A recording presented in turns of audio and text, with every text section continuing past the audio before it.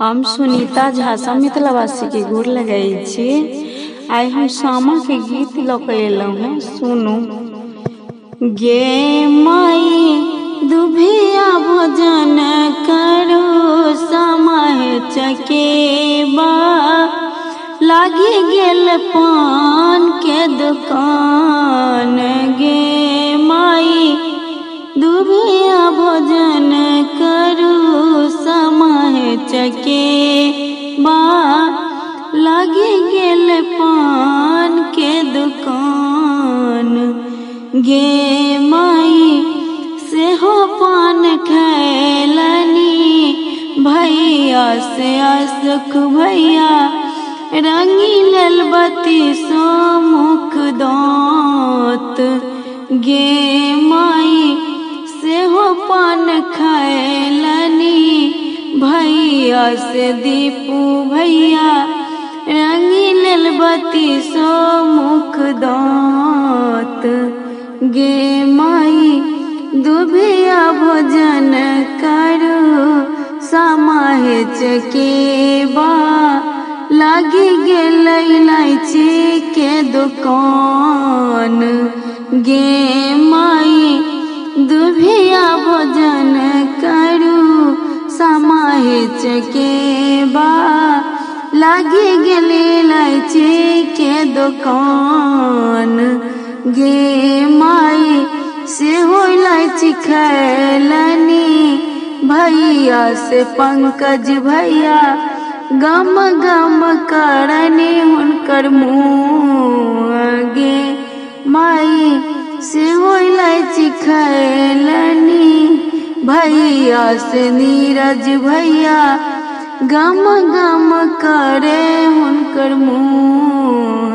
गे माई दुभिया भोजन करू समय चकेबा, लागी गेल सिंदूर के दुकान। गे माई सेहो सिंदूर पहिरती, भौजो से अहब भौजो जुगे जुगे बढ़ू अही बात। गे माई सेहो सिंदूर पहिरती, भौजो से कन्या भौजो जुगे जुगे बढ़ू अही बात। गे माई दुभिया भोजन करू समय चकेबा, लागी गेल टिकुली के दुकान। गे माई दुभिया भोजन करू समय चकेबा, लागी गेल टिकुली के दुकान।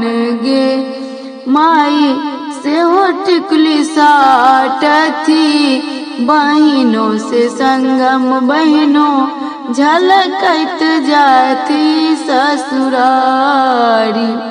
गे माई सेहो टिकुली साटथू, बहिनों सुनीता बहिनों झलकत जात ससुरारी। गे माई दुभिया भोजन करू समय चकेबा, लागी गेल पान के दुकान। गे माई दुभिया भोजन करू समय चकेबा, लागी गेल पान के दुकान। गे माई धन्यवाद।